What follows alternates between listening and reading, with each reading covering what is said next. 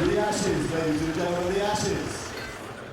Great fast bowlers have won and lost Ashes series. Here's some of the reaction.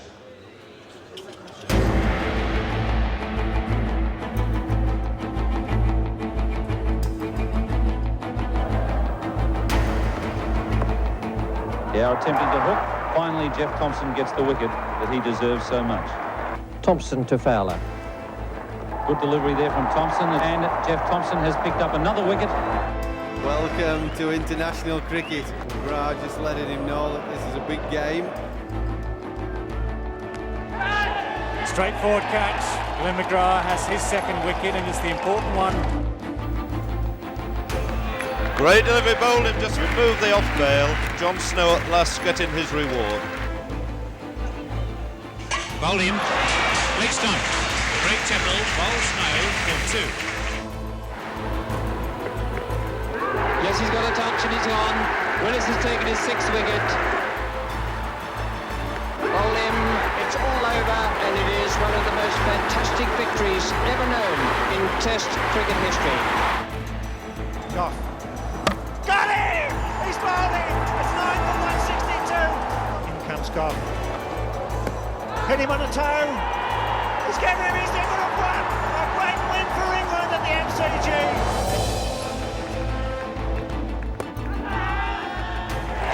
Oh, he's given it. Well, as I said, you bowl well, Andrew Caddick, and something will go for you. Oh, that's bowling. Well, now that is a pleasant sight for Andy Caddick to see the stump out of the ground.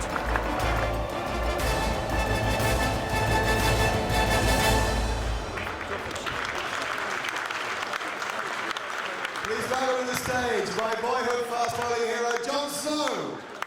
A hat-trick taker in Ashes cricket, Darren Gough. His partner in crime for so long, Andy Caddick. From Australia, and what a joy to see him here, the ultimate assassin, Glenn McGrath. Like you might argue, but they say he was the fastest of them all. Jeffrey Thompson. And Bobby Willis. Bobby Willis, heading in 1981, ladies and gentlemen. How can we forget?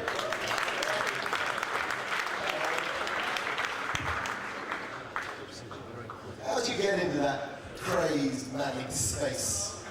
We saw that face there as you bowl that spell. What is it? You get yourself into a trance? You used to see a psychologist, don't you?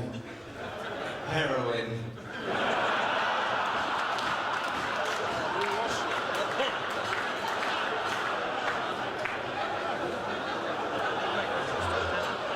It's not what John Snow said on my right. I know it's good. Oh, he's what? Or did it just come naturally? I mean, it was an amazing thing to watch. It was as if you were seriously in a trance.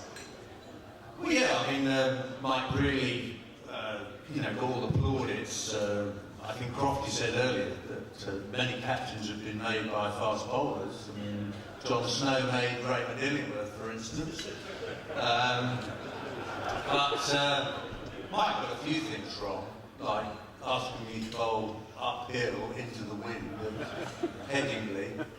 And I suppose that was good psychology, really, because I lost my rag and said, put me on at the other end. And, the rest is history, as they say. Quite exciting history too. Did you watch that? Do you remember it, 1981? Yeah, I was 11.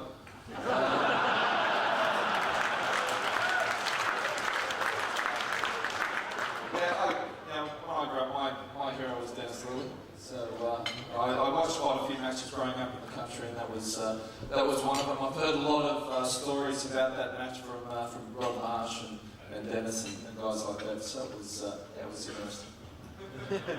You know your golden tour, 70-71, Illy's side winning the Ashes in 70-71. You had your contrary moments. Contrary moments. You even had the team off the field because of you. No, that was because of the bloke who had too much to drink. Why do you ask me a question? The question is, did you know much? Glenn mentioned Dennis Lilly. In 70-71, did you have any idea how good he was going to be when you first saw him? Before? Yeah. He played against us at Hadlee in his first test match, so he obviously got a lot of ability and everything else. He was also probably going to get a bad back at some stage from the way he his studs at everybody up the other end, you know. But it's like, I was at the Glen actually, I saw him at Perth in his first game, you know there was a business. I mean, you can sort of recognise it. And what about you when you guys the blonde bloke on the end? Well, a Bankstown boy, dragged off the beach in Queensland. We thought, well, you know, bit of a joke, really.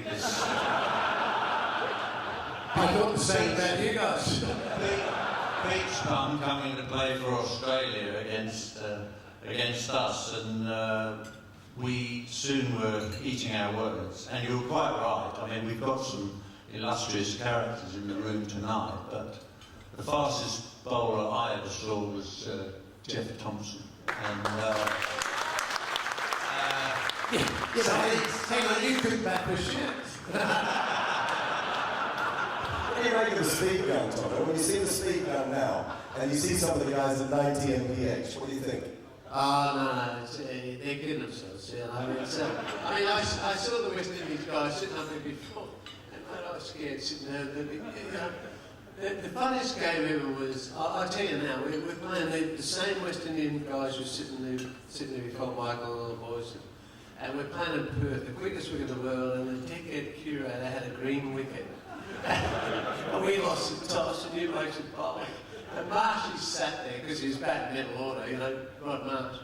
And it was the old pigeonhole windows, you know, looking about fine leg from a right-hand batsman looking out there. He said, somebody's going to die here. And all our batsmen looked around and thought, you an idiot. And when you bowled, did you at times hope someone would die? I mean, did you ever kill? No, you never did that. I mean, you just go out and do your best, you know. The boys, we all, I mean, so many guys could bowl quick in those days, you know, and it was just one of those sort of things. You know, I still sit in bed some nights, and this is quite crazy. I don't drink too much, but every now and then I dream that I'm going out to bat against Michael Hadlee and John Garner or whoever, Andy Robertson, and I wake up and I think, shit was that all about? That just tells you what it's all about. When did you boys start following you then? Who were the first fast bowlers that were on your radar, so to speak? Well, first of all, I'm the youngest guy here. I'm 41. I'm just a bit younger than Glenn.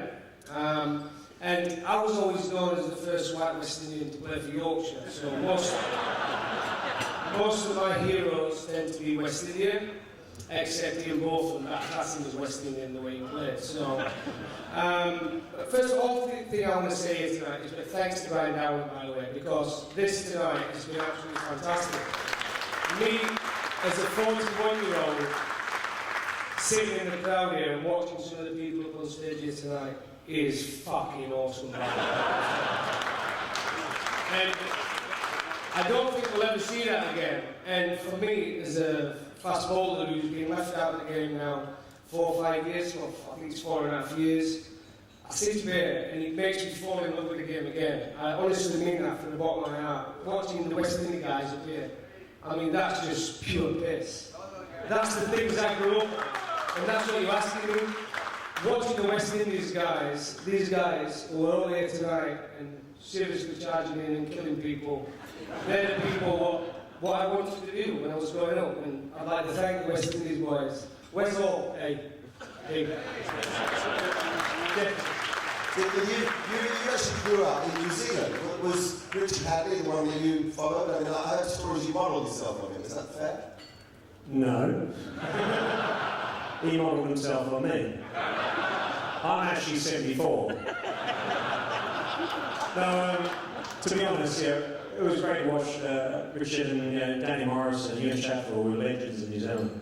I made a simple decision. I wanted to play as a professional cricketer, and that's one of the reasons why I came to England. But the true star for me, the true idol I had, this is, you know, unfortunately he's not here tonight, and I'd love to see him again, was Dennis Lilly. And we used to have, in New Zealand, as a 17, 18-year-old, we used to have Dennis Lilly bowling clinics. He took them all around the world, and He ended up in India and he did some marvellous things and he inspired a lot of young, fast cricketers in the world. And he inspired me. I used to get, Lance Skins, as we all know, big front arm, big whirly armbar, that's me. That was me as a youngster. Dennis Lee came along and he gave me 15 yards quicker. I turned side on and before you know it, I was bowling a lot quicker than I did when I retired. It was always medium pace, don't like medium. It was always medium pace. Here we go. You sort of didn't play in the era where you were protected by central contact, so you had to play county cricket day in and day out. And the story was that Raymond Illingworth was the first international captain that really understood you and saved you for the big games. Did you even back then think to yourself it would make sense to look after us better? Well, yeah, because you can only do so much when you're playing sport or doing, so you have to have a rest. I mean, you can't. You always sort of worked out. I always worked out the fact that because we were playing county cricket as well, that the test matches were important. So, in other words, during the course of a county game or something, you had to have a bit of a break. So you sort of went up and down and picked yourself for the test matches. It's like Kenny Barron said very early on. He said, if you're feeling a bit tired, nothing else. Don't say that. Just say you've got an injury. You can't. You're not available for a game or something. And even then, as you were growing up, was Australia the game for you? As an English fast bowler, was Australia the ultimate? Yeah, that was always what I wanted to do. Once I'd done it, and I'm lucky enough to do it, I then started arguing about the way the game was being run. Got blackballed. No, but I mean, you were, what I said earlier, you had your contrary moments. Do you think they're just the psyche of a fast bowler? Yeah, probably. Well, I'm all right. Probably Glenn is. I think as fast bowlers, it probably don't take any bullshit. It's that situation. I mean, you can understand if somebody gives you a reasonable argument as to why. It's like Bob was saying, why am I bowling up the hill against the wind and everything else? Why should we be bowling down? If you get a reasonable answer to something, a correct answer for something, you're happy with it. But if it's if you disagree with it, then you sort of say no, it's not. Well, you didn't disagree with much. You always looked so happy. Never better actually, Mark. But I think being a fast bowler, it's not a skipping around the field, smiling and sort of bowling half volleys to batsmen, really, is it? So it's an aggressive part of the game, and it's Test cricket. At the end of the day, is a test, physical test and mental test. So you test the batsman out. Some batsmen you have a bit of a chat to, and they focus more and you can't get them out. And other guys go to water. So. You always try to test it. So the verbal side of the game was something you used to focus on people you thought had a weakness?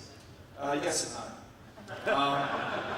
Yes, if you felt they had a weakness. And I think when I played, I spoke to myself quite a bit too. So I think I spoke to myself more often than I spoke to the batsman. But obviously if he hit you for 4, if the batsman hit me for 4, I didn't think it was a good shot. I thought it was a bad ball by foot. From me to allow him to play that shot. So I'd have a go at myself through the batsman. That is total crap.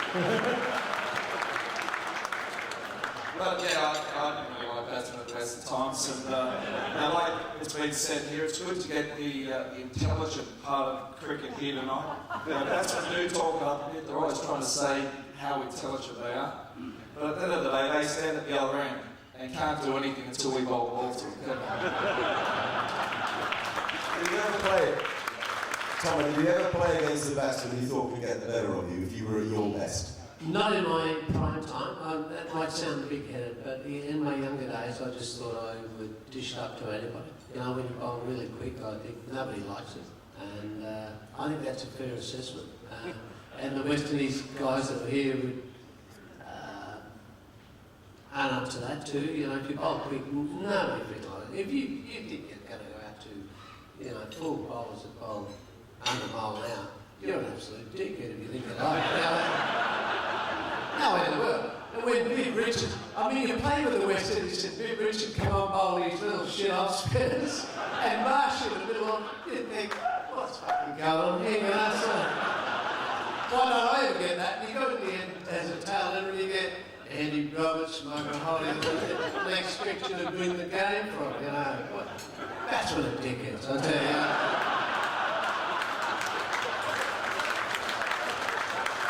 Is that right or wrong, Bill? How was the England dressing room at 74-5? What happened when the boys came in? Colin arrived at the age 42 to do something about the problem of battling in hospital for English cricket. Tom and Lily were at their very best. Did the dressing room give themselves any hope, or was it pandemonium? It was pretty obvious pretty soon we were going to get slaughtered in that series, and so it turned out. I mentioned Tomo's pace earlier on, and the cricket students in the audience will remember he had a terrible collision in the outfield. I think it was at Adelaide with Alan Turner. And, you know, Jeff would have certainly gone on to be one of the highest test wicket takers of all time, but he was never quite the same bowler after that incident. I mean, our guys didn't have helmets, you know. Keith Fletcher was hit on the cap badge and the ball bounced over Cover's head. That was you, Tom, yeah? Were you the bowler or was Dennis? I remember I hit somebody in the head in Sydney, and I went out to point, like on the 20-metre circle, whatever. What do you play in one day against? 30-metre circle or 20? I don't know. I used to be a commentator, I can't remember. Anyway, and it's got out there, and I said, the umpire, I appealed, and I said, that's up. And he said, you're kidding, aren't you, Tom? I said, no, you're kidding, dickhead. I said, how do you think you got out there? He said, I hit him in the helmet. I said, how do you think he said, go and have a look. I went up the pitch and... It was the cap, wasn't it? Yeah, it was right between his eyes, the 6 inches, the blood, the whole deal, and all that. I thought, fair enough, yeah, okay. That is absolutely true, but yeah. Reverse swing was a very important part of the change in fast bowling in the early 90s. It's something that you focused on and learned a lot, particularly from Wacker, I would say, and Wazzy. Yeah, I mean, the people who changed my careers were Malcolm Marshall and Richard Richardson. I think you played in that game against Hampshire. You were captain of Hampshire. And that was the moment where everything changed for me, when I went from a kind of medium fast bowler to what I would like to class myself as fast, but I wasn't as fast as these guys, but shit, they can't dance half as good as me. But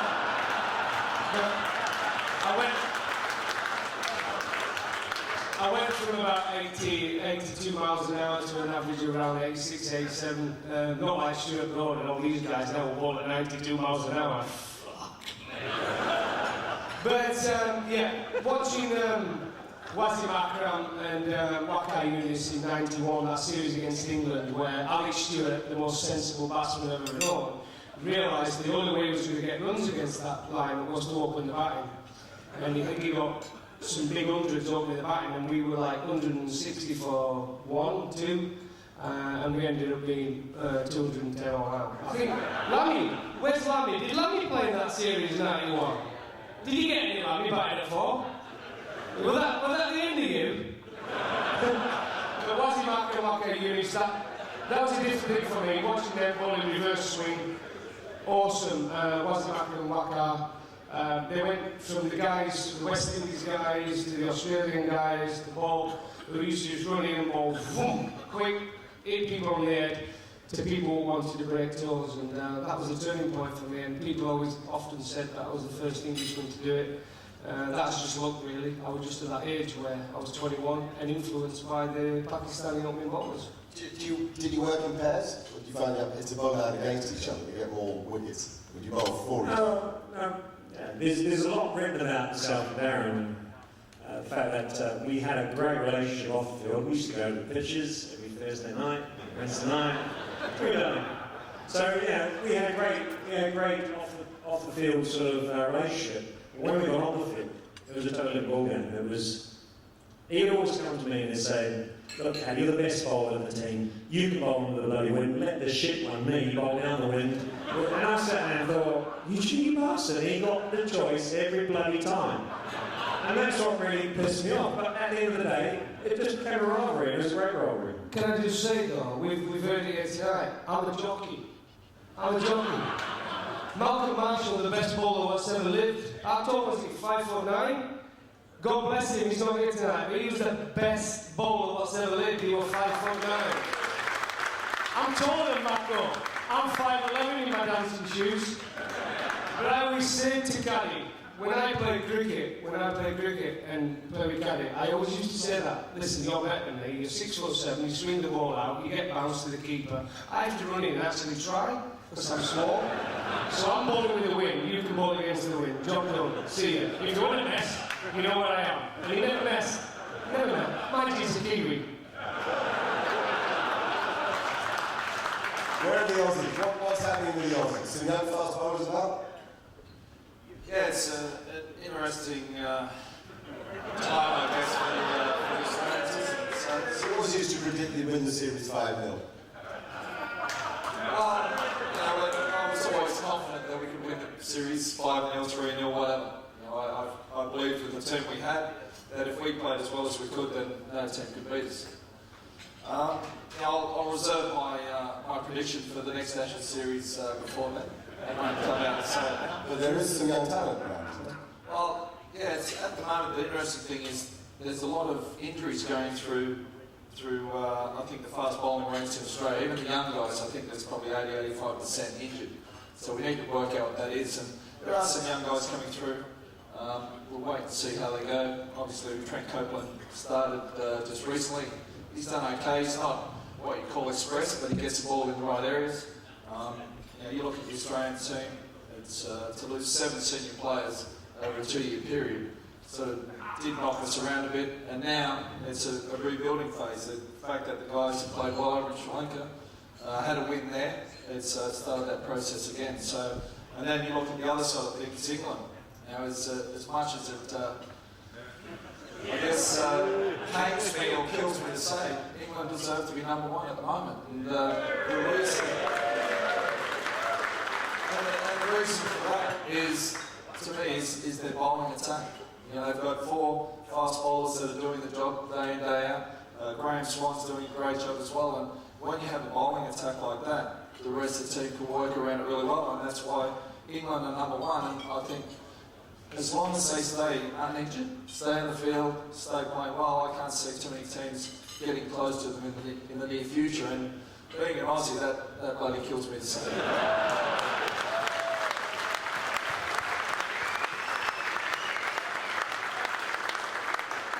Briefly, a word from you to follow that up. This is a heartening time. It's not just the 4 or 5 bowlers that we've seen play for England this summer, but it's the strength and the depth too. There's a lot of quality around, perhaps more so than for a long, long time. Yeah, that's one good thing that's happened. I think that they've got the thing organised so there is a competition, as the guys were saying earlier on, you know, to get into the side. So you've got to work for it. You've got to think about what you're doing and everything else. And we've got some good young players coming along into the future, and if you keep on doing what the Aussies did, they would, it was a struggle to get into the side. If you got out of the side, it's very difficult to get back in it again. And I think that's what the position we're in at the moment. Yeah. And you're lucky enough to see that around the county, some of the younger fast bowlers that have ability too. Yeah, I think we're very blessed at the moment with a whole string of quality quick bowlers. You could name 10 that wouldn't let England down currently. I don't think the same strength is there in batting, but in fast bowling it's a very rare period indeed in England's cricketing history, and I think we can be very optimistic. I mean, it's a tough ask. You know, they've got to go to the Emirates to play against Pakistan in foreign conditions, and then to Sri Lanka, one of the toughest places in the world to try and bowl quick. But I would back England to certainly win both those series this winter. Right, Goughy, last word. Well, can I just say, England being number 1 in the world, I think it's absolutely fantastic, and there's a few people here who deserve credit for that. I mean, I played in the National Series where I came up against McGrath, 500 wickets, whatever it is. It might have been 600, God knows it were that many. Shane won 700 wickets. And the guy who started changing English cricket is in here tonight, Lord McLaurin. I don't know where he is, but thanks to Lord McLaurin. And it's been changed. He brought central contracts to English cricket, which was fantastic. I was one of the first. And the ECB, I think they're here tonight, but they deserve tremendous credit for sticking to the model, what they said, that England was going to be number 1 in the world in one-day cricket and Test cricket in the future. Nobody believed it. Everybody thought we were full of shit. The Indians went off and did their own thing with the IPL. English cricket stuck to the main thing, which is Test cricket, which we all in this room love to bits. Well done, the ECB. Well done. I just want to say something, Christian. It's all well and good for England to have their time at the top, and I mean that. They've got a good side and all that. But I mean, I'll just tell you how it all starts. Seriously, I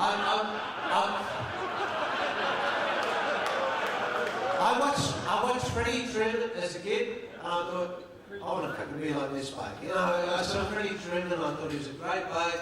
And he got up on stage at my club in Sydney, and he had a cigar. Remember Dave Allen used to do the shows on TV. He'd get up on a bar stool with a cigar and a beer and tell jokes. And I thought, I got to do that. And then I saw him play cricket, and I thought, I want to be like that bloke. And then I saw Wes Hall with the gold chain coming in. And this is absolutely serious. You wonder why what inspires us blokes in this room, all these blokes up here. I saw Wes run in. And sorry, Dave, but I saw you bowl, but you're a boring media poster, and I was so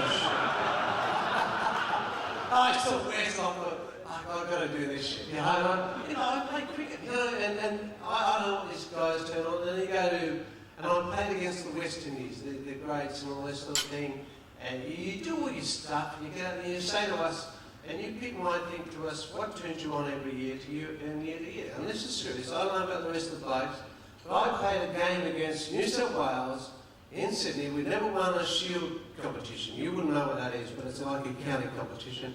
Queensland never won. We're playing New South Wales in Sydney. I've got to go out to bat. I've got Alan Border, I've got Captain Worsels, I've got bloody everybody on our side. We've got a fair side.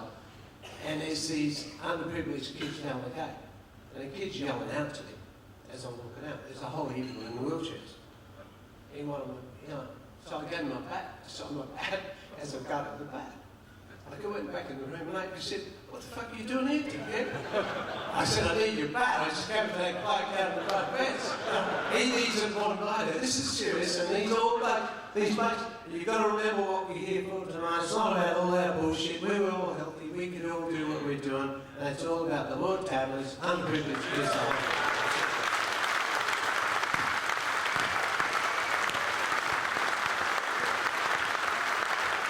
Caddick, Darren Gough, Willis, John McGrath, Jeff Thompson. Thank you, fellas.